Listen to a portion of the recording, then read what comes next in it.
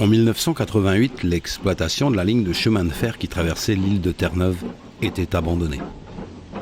Alors que le dernier train s'arrêtait à la gare de Port-au-Basque, une page de l'histoire du transport provincial se tournait. Mais une autre allait alors s'écrire. Les 883 km de voies abandonnées ont fourni les bases d'un projet de sentier entre Port-au-Basque sur la côte ouest et la capitale, St. John's, à l'extrémité est de la péninsule d'Avalon. Le 10 juillet 1997, le parc provincial du Trailway terneuvien était inauguré.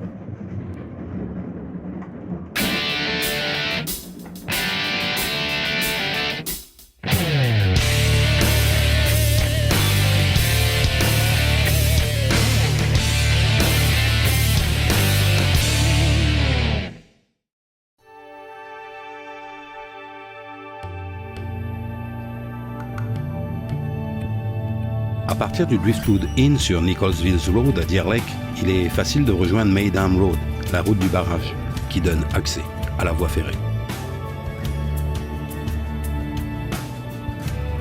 Il s'agit d'une route en terre battue parallèle à l'ancienne voie ferrée, mais beaucoup plus confortable et qui monte vers le barrage.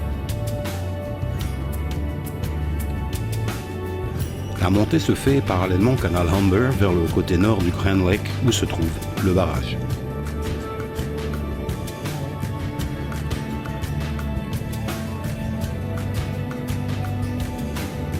Ce barrage contrôle le niveau d'eau du lac qui alimente le canal qui descend vers la station hydroélectrique de Deer Lake.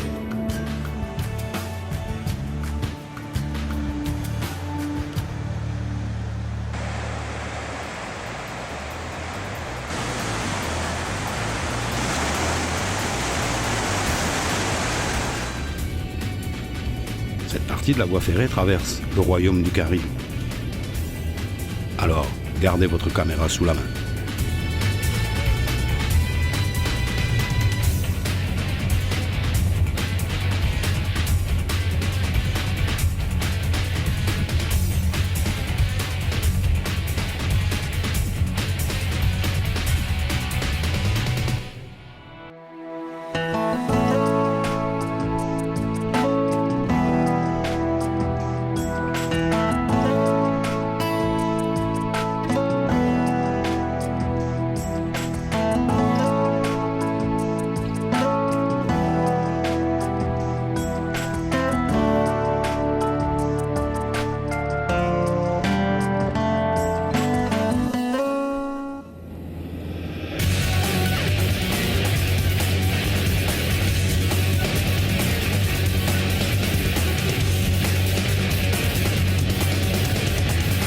Encore quelques kilomètres de route et c'est l'arrivée au barrage.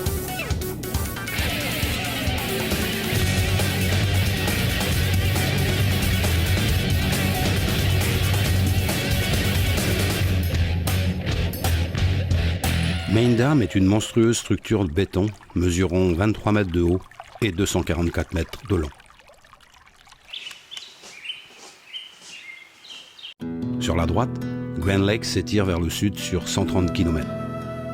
Cet énorme réservoir couvre 497 km², une superficie bien supérieure à celle de l'archipel de Saint-Pierre-et-Miquelon. Une barrière empêche le passage sur le sommet du barrage pour des raisons de sécurité. Le sommet semble très étroit et pourtant, le train y passait. Il est bien sûr très dangereux de nager près du barrage, dont les vannes peuvent s'ouvrir à tout moment. De l'autre côté, tout en bas, le lit rocailleux de Junction Brook, seul passage pour poursuivre la route.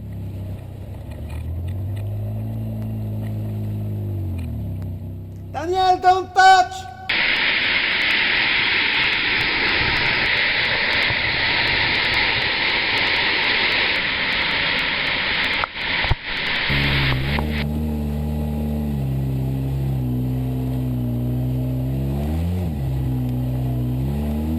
Après le barrage, le chemin devient difficile, puis s'améliore progressivement avec une succession de lignes droites entre plaines de mousse et forêts.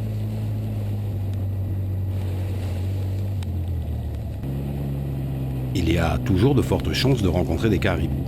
Alors, ouvrez l'œil.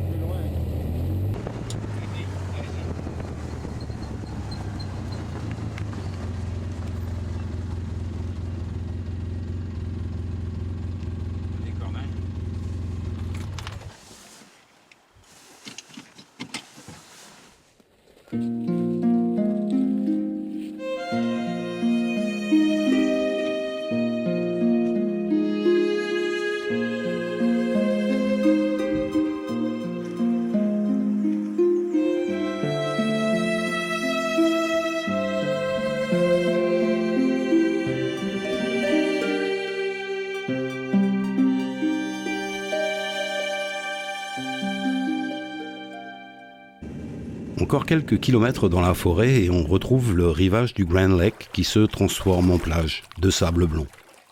On est alors à environ 4 km de Harley.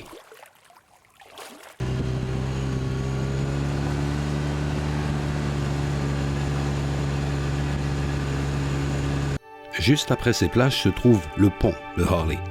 Un pont basculant qui n'est plus opérationnel mais où se trouvent encore les vestiges des câbles et contrepoids qui permettaient son fonctionnement.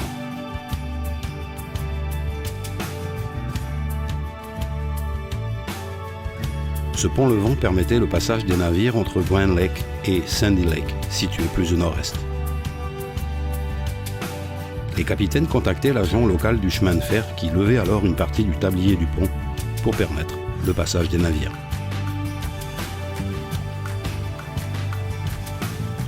Les maisons un peu plus loin correspondent à la périphérie d'Harley.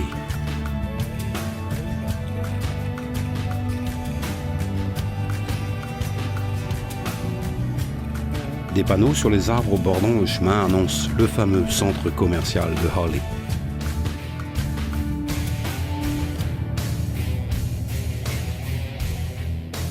En prenant sur la gauche, à la hauteur du garage des pompiers, on rejoint le centre commercial.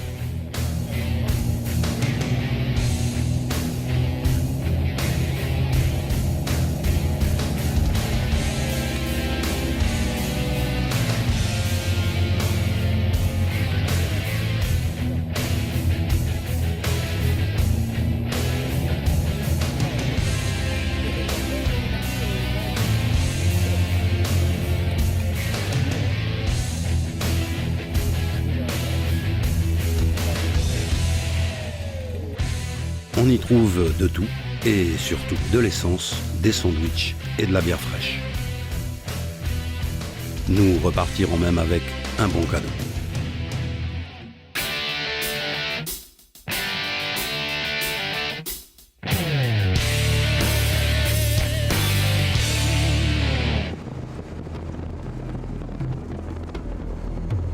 À la sortie de Harley, une nouvelle surprise est de taille. Un des 120 000 mousses de l'île attendait nos caméras.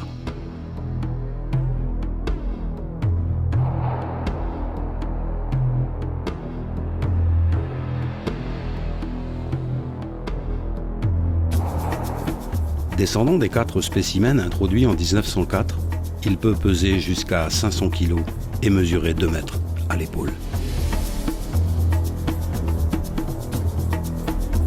Son seul prédateur à part l'homme est l'ours noir depuis que le dernier loup a été tué en 1922.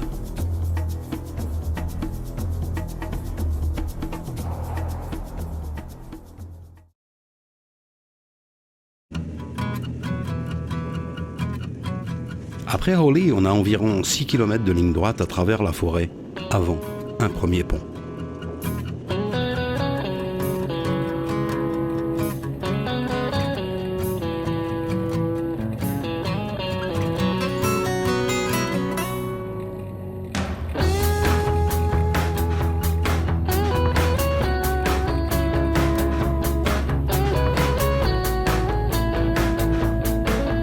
Ensuite, c'est la montée dans l'étroite vallée de Kitty's Brook.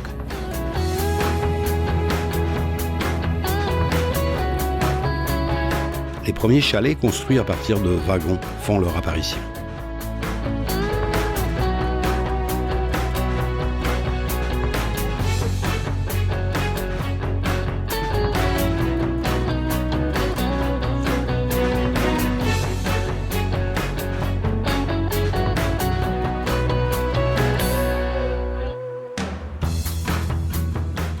chemin commence à serpenter dans la montée vers les topsails et les arbres sont rapidement remplacés par des buissons de chaque côté de la voie.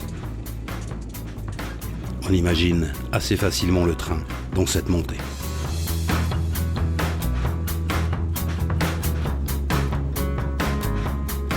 Puis ce sont les lacs, une succession de plans d'eau ovales et circulaires, fort justement nommés Chain Lake, la chaîne des lacs. Quelques kilomètres plus loin, on trouve une série de chalets plutôt rustiques.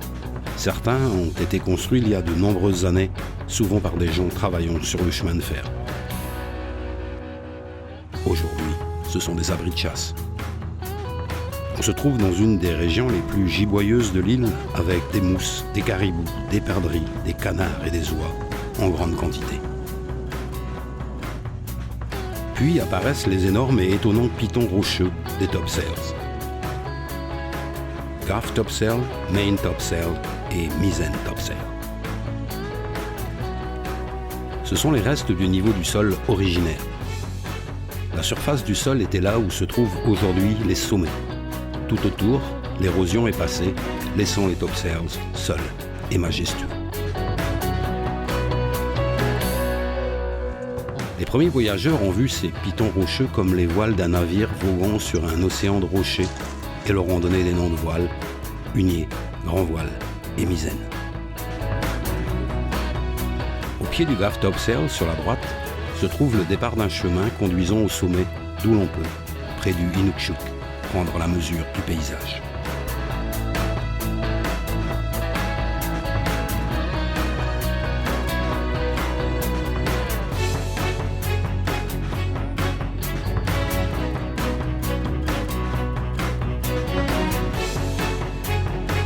La pause au sommet du Gaff topsail nous a permis de rencontrer des motards du Nouveau-Brunswick qui se dirigeaient, eux, vers Buckens.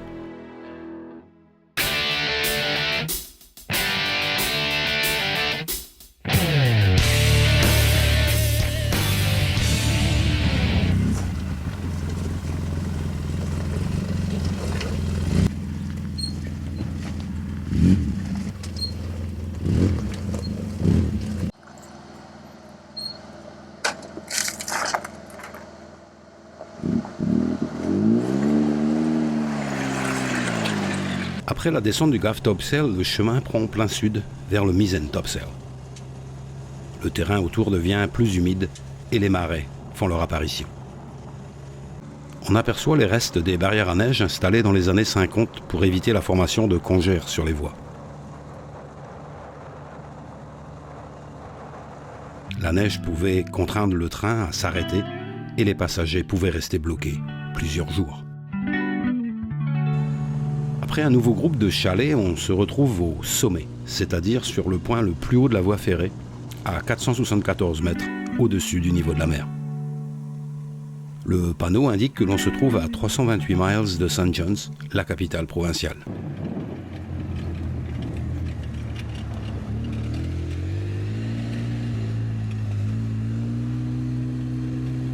La prochaine pause se fera à la Carrière, une arène de roc découpée au cordeau. Le granit de Gaff topsail a été utilisé pour de nombreux aménagements de la voie ferrée tout au travers de l'île, mais également comme pierre de construction sur Water et Duckworth Street à St. John's, dans la construction notamment du palais de justice et de la gare de St. John's, achevée en 1902.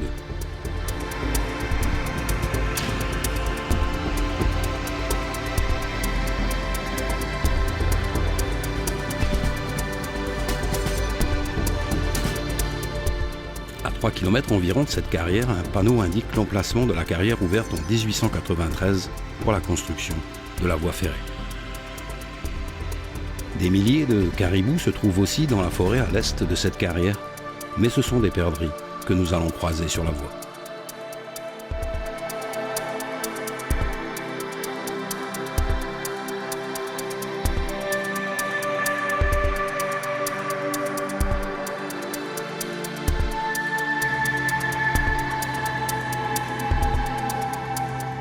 Sur le bord du chemin, les anciens poteaux télégraphiques qui longeaient la voie ferrée et qui ont été coupés. Un des derniers ponts des Topsails est celui qui passe au-dessus de Mary March Brook. Cette rivière traverse ce qui était le territoire des Béotucs, les Peaux-Rouges de Terre-Neuve.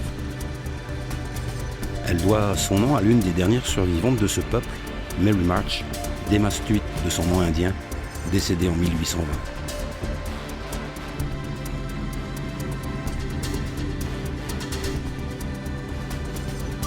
Une nouvelle rencontre avec des gens du Nouveau-Brunswick qui revenaient de Boatwood, situé au nord de Bishop Falls, et qui se dirigeaient vers Port-au-Basque pour prendre le ferry pour le continent.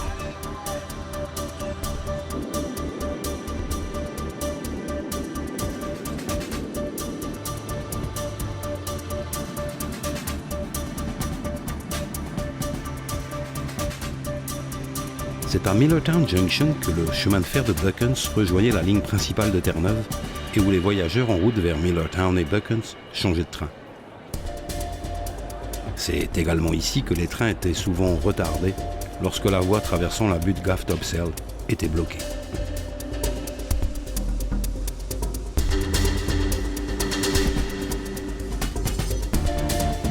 Il reste 24 km avant Badger, mais on aura encore une surprise en sortant de Millertown Junction en découvrant un caribou qui faisait la sieste devant un chalet.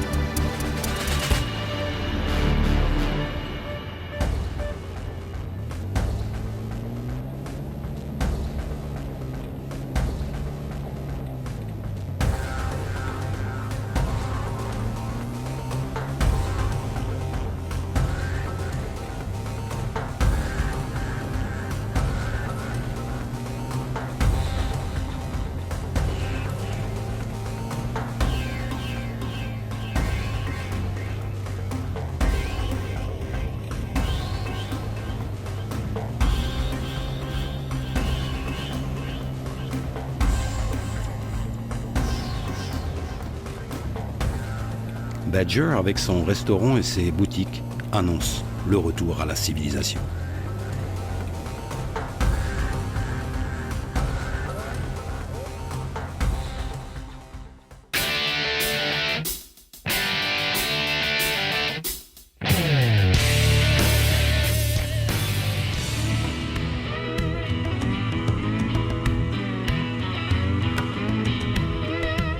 À la sortie de Badger, le pont au-dessus de Badger River nous amène sur la rive nord de la rivière des Exploits.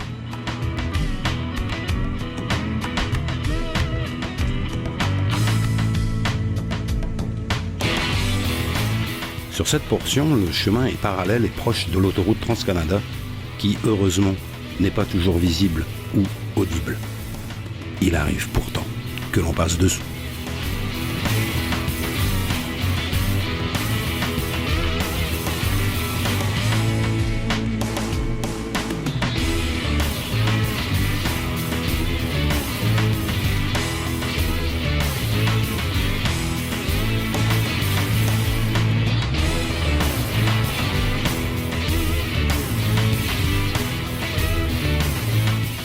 L'arrivée du chemin de fer à Grand Falls a fait de cette communauté l'une des gares de marchandises et de voyageurs les plus animées. La région offrait d'énormes ressources en raison de son accès à de riches terres forestières, de la possibilité d'hydroélectricité et de la proximité du port en eau profonde de Boatwood. Après la construction de l'usine de pâte à papier en 1909, Grand Falls est vite devenu un arrêt très important sur la ligne de chemin de fer.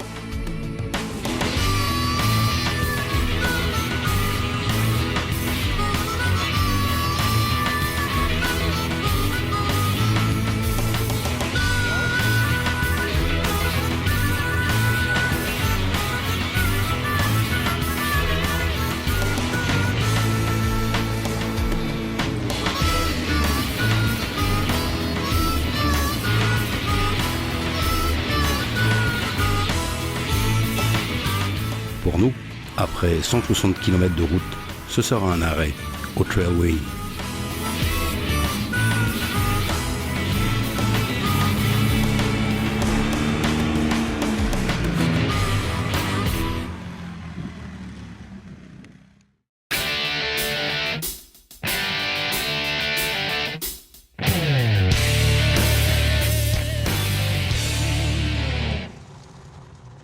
Les 14 km qui séparent Grand Falls de Bishop Falls se font facilement sur un chemin bordé de buissons et d'arbres.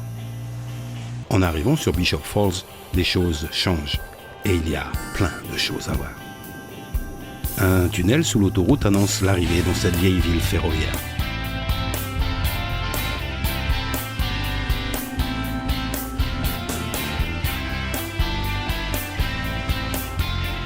On se retrouve sur la rive nord de la rivière des Exploits, parallèlement à la route principale.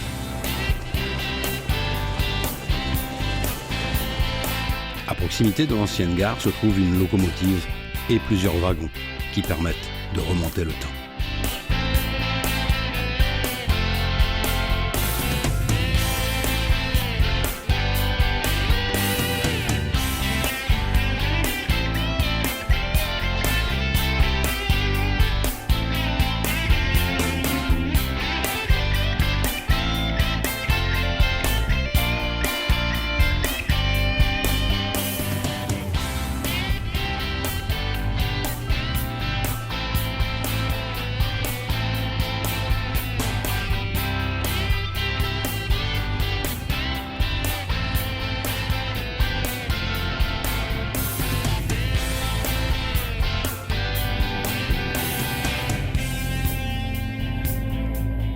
Le pont au-dessus de la rivière des Exploits est le plus long pont de la province de Terre-Neuve. Avec ses 4 travées d'acier, il atteint 282,50 m. Il a été restauré en 1998 par le parc provincial du Trailway et la ville de Bishop Falls. Le pont actuel a été construit en 1901 après que 2 précédents ponts en bois aient été emportés par les glaces du printemps.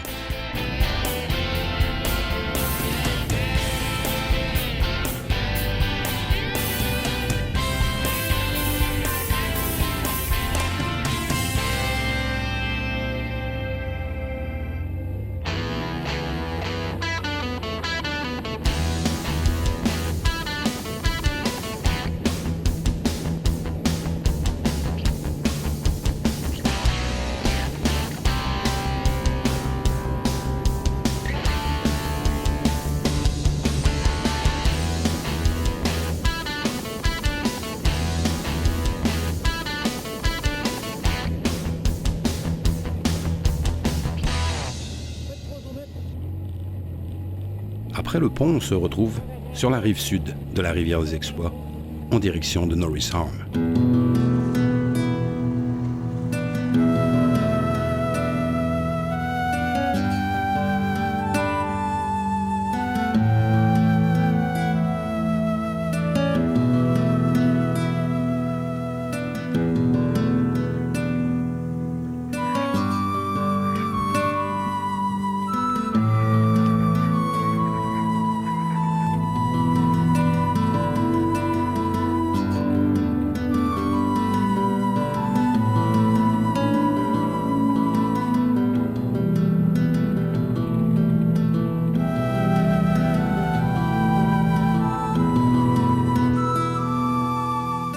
La rivière des Exploits est la plus longue et la plus large des rivières de Terre-Neuve.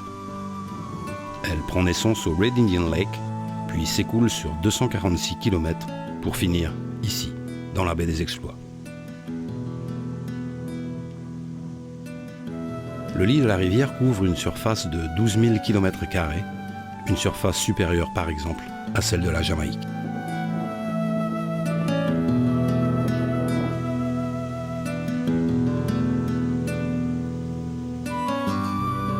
Le train est arrivé à Norris Harm en 1893. Cette communauté s'est développée du jour au lendemain, car c'était le seul point de la baie Notre-Dame accessible en train.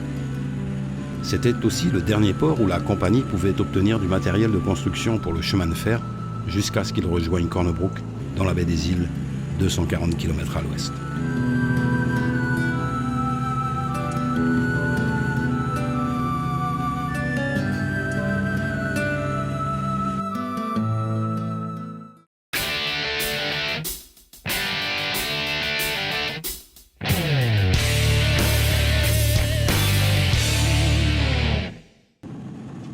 Après Norris Arm, le chemin est très confortable et l'on arrive rapidement à Notre-Dame Junction. Notre-Dame Junction fut l'une des premières gares du Newfoundland Railway. La gare a été construite en 1898 lorsqu'a commencé la construction de la ligne secondaire vers Lewisporte.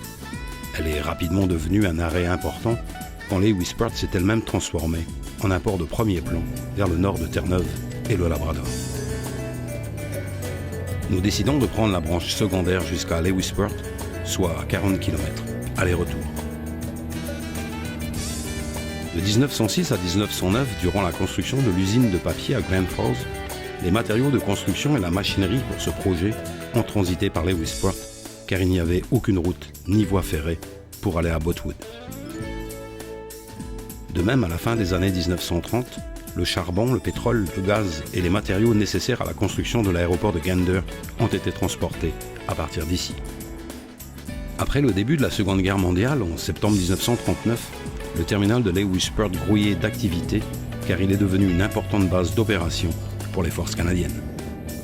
Le ravitaillement en carburant aviation pour Gander revêtait une telle importance pour les militaires que des canons ont été installés pour défendre l'endroit contre des attaques éventuelles de sous-marins allemands.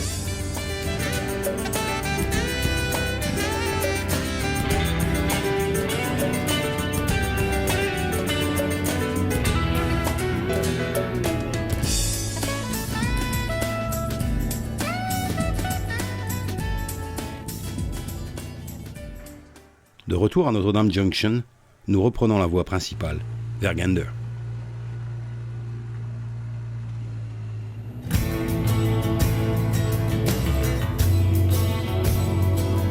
Quelques kilomètres et c'est l'arrêt et la photo souvenir au Frog Rock, une peinture sur rocher au bord du chemin.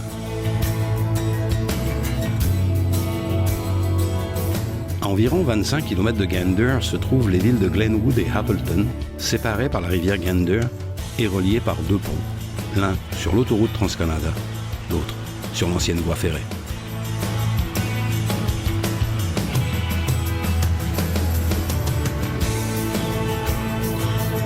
Ces villes se sont formées à la fin des années 1800 lorsqu'une compagnie forestière est venue s'installer.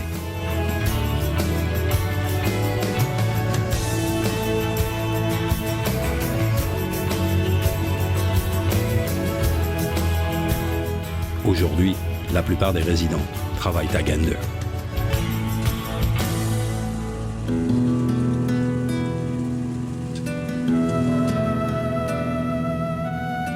Gander est né en tant que piste d'atterrissage. Sur ce plateau élevé et recouvert de forêt au centre de Terre-Neuve, c'est tout ce que c'était. Une piste d'atterrissage dont la construction a commencé en 1935 et qui est devenue opérationnelle en 1938 pour permettre les vols transatlantiques entre l'Europe et l'Amérique du Nord. Avec le déclenchement de la Seconde Guerre mondiale en 1939, l'aéroport est devenu un avant-poste stratégique et près de 10 000 personnes travaillaient et vivaient à proximité des pistes.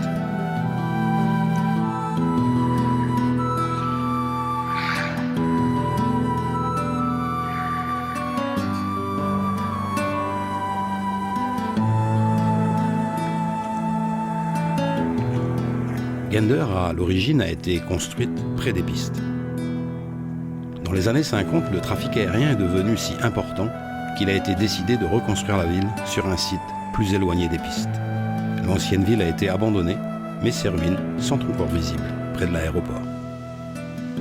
Les rubans d'asphalte dessinent les contours de ce qui étaient les bâtiments d'origine. Gander tire vraisemblablement son nom du lac Gander, situé à proximité. Gander signifie « jar », c'est-à-dire le mâle de loi. Si vous prenez une carte du centre-ville de Gander en traçant le parcours des rues principales que sont Elizabeth, Hindenburg et Memorial Drive, et que vous retournez la carte, les rues forment alors une tête d'oie. À partir de la voie principale, il est possible de prendre un chemin qui rejoint l'autoroute Trans-Canada, puis les principaux hôtels de Gander. Il faut compter environ 15 minutes de route.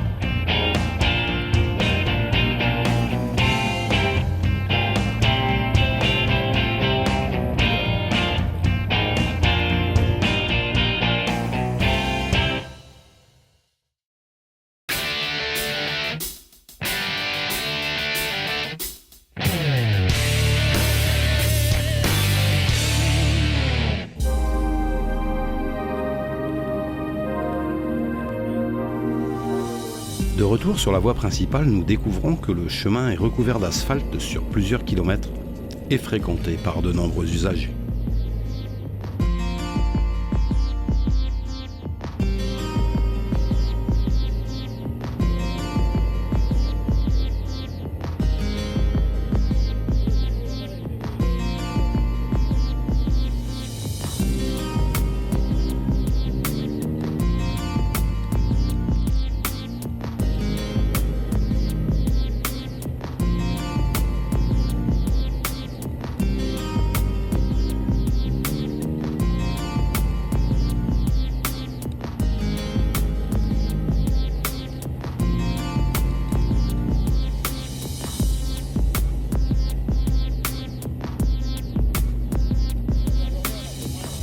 Pour sortir de Gander, le chemin serpente dans la zone commerciale, puis 1 kilomètre après l'intersection avec Garrett Road, le chemin longe l'ancienne ville de Gander, puis l'aéroport, avant de s'enfoncer de nouveau dans la forêt, en direction de Gambo.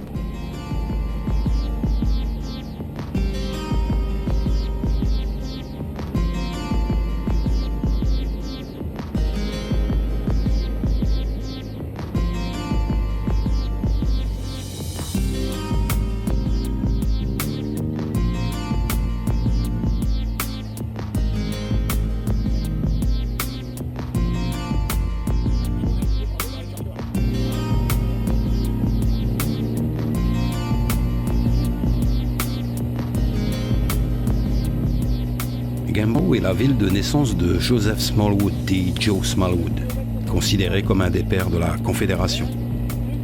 Homme politique, il s'est battu pour que Terre-Neuve rejoigne le Canada, ce qui s'est fait le 31 mars 1949. Premier ministre de Terre-Neuve de 1949 à 1972, il est présent partout à Gambo.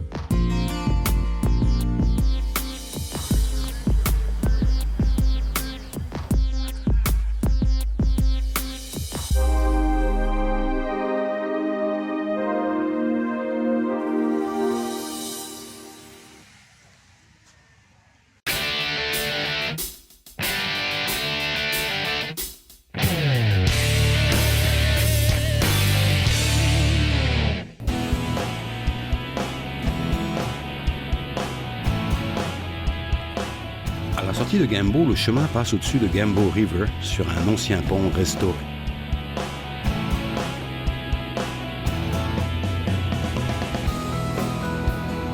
De chaque côté du pont, des outardes, appelées également bernaches.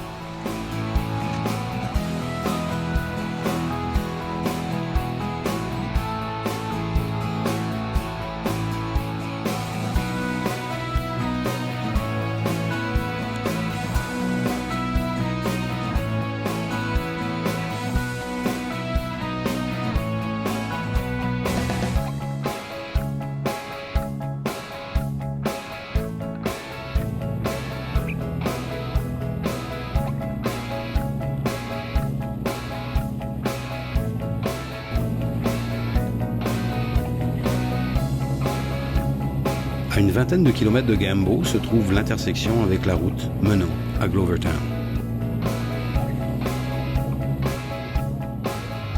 Puis ce sont les rives du lac Macless.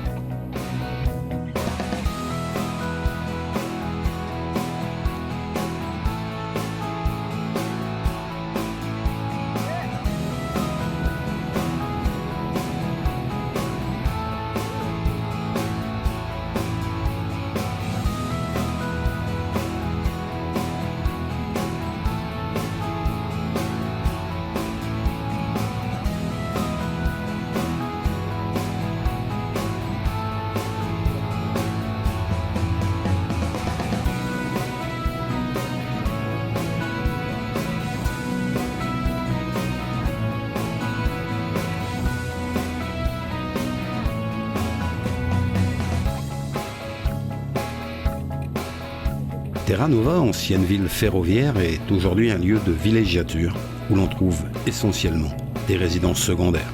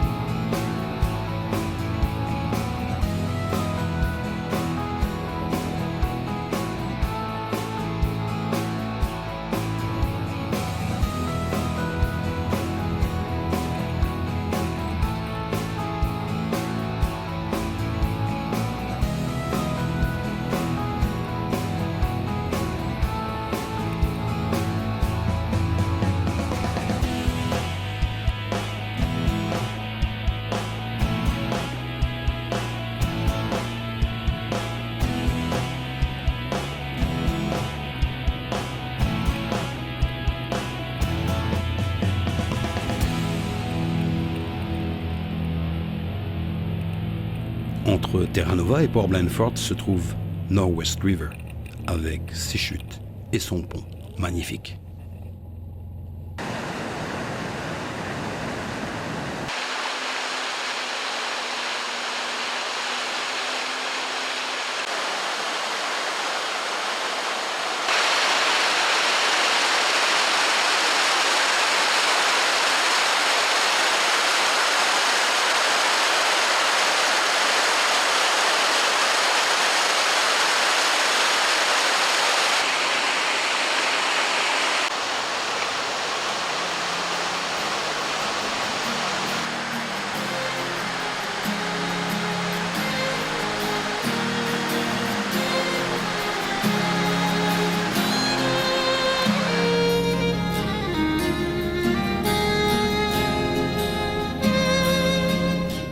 Le chemin longe ensuite les rives de Cloud Sound en direction de Port Blandford.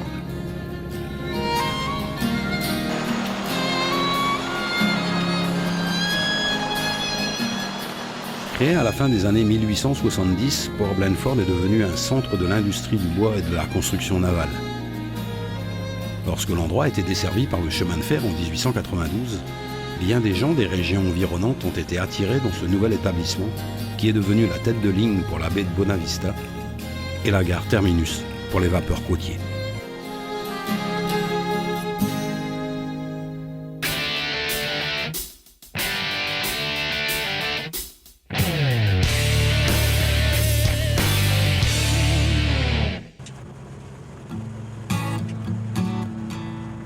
Après Port Blandford, le chemin longe l'autoroute transcanadienne pendant plusieurs kilomètres en direction de Thorburn Lake.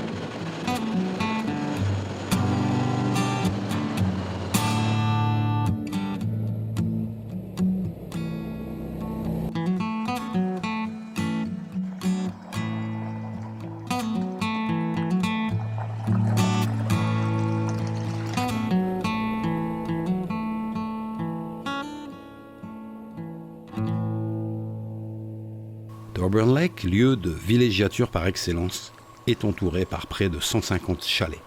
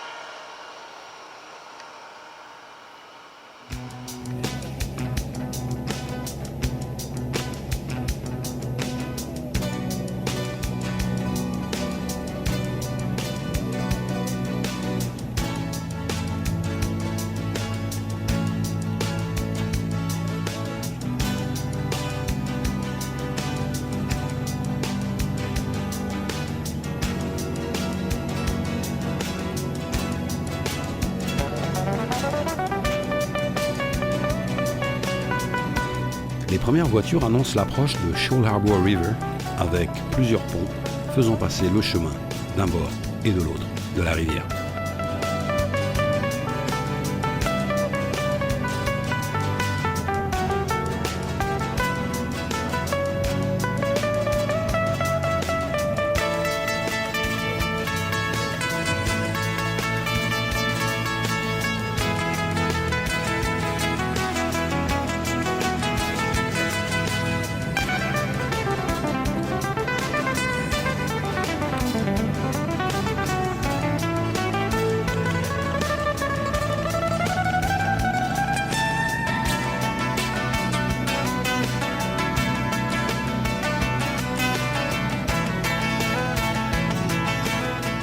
Juste avant la ville de Shoal Harbour, c'est une échelle à poissons qui barre la rivière.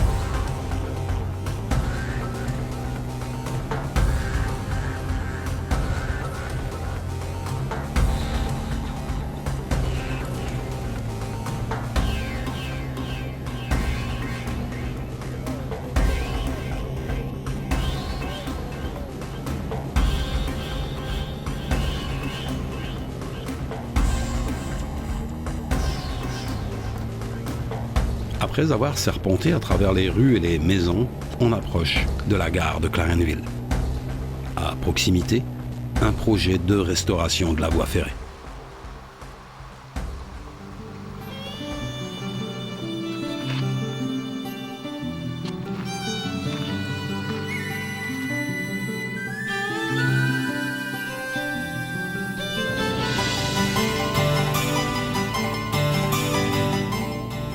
La gare de Clarenville, dont le quai était toujours bondé de monde entre 23h et minuit à l'arrivée de l'express de St. John's, est la gare qui, sur cette portion de la voie ferrée, compte le plus de matériel en parfait état d'entretien, mais également pour certains en état de marche.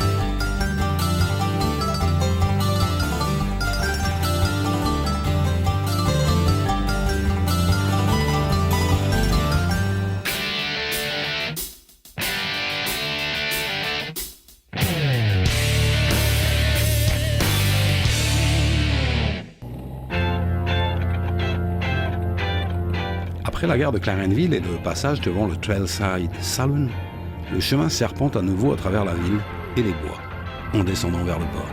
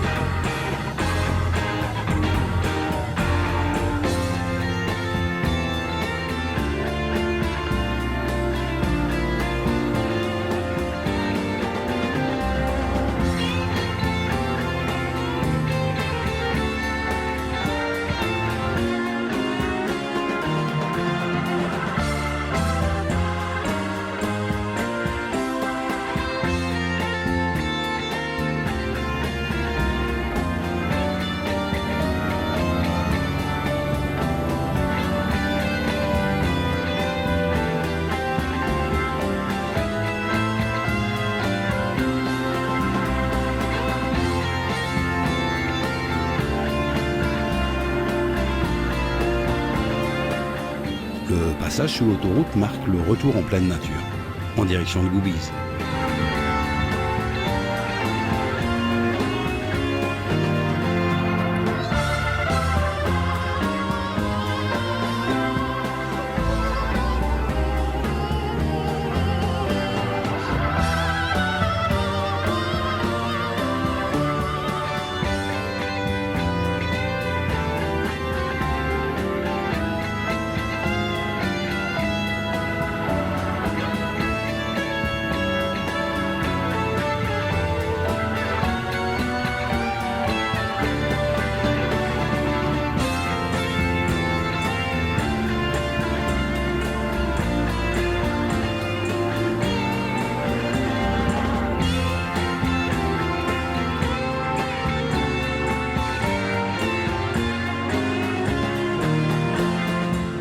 Quand le chemin cesse de monter, le paysage alterne entre prairies et forêts, et on a alors une vue spectaculaire sur la vallée qui descend vers Goubiz, avec une maison en forme de grange qui semble posée au milieu de nulle part.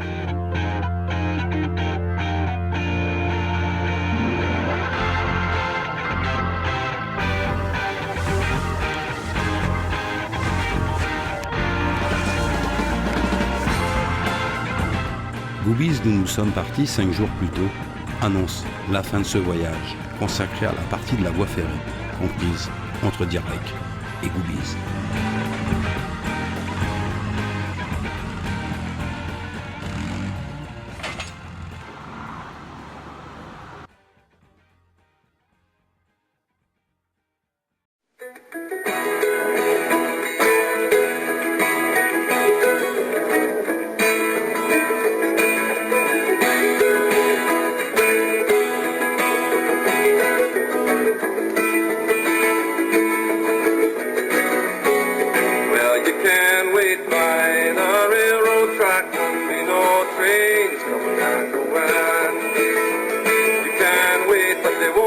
Back, won't be no trains coming down the west. Well, they took apart that band of steel down in the wreckers yard, and they left me standing here dragging my heels, trying to get tough and get hard. Well, you can't wait by the railroad track, won't be no trains coming down the west. You can't wait, but they won't be back, won't be no trains coming down the west. And you won't see the lights in the passenger cars, pictures in the window frames. And you won't hear them shouting out all aboard, last call for the St. John's train. Well, you can't wait by the railroad track, won't be no trains coming down the west. You can't wait, but they won't be back, won't be no trains coming down the west.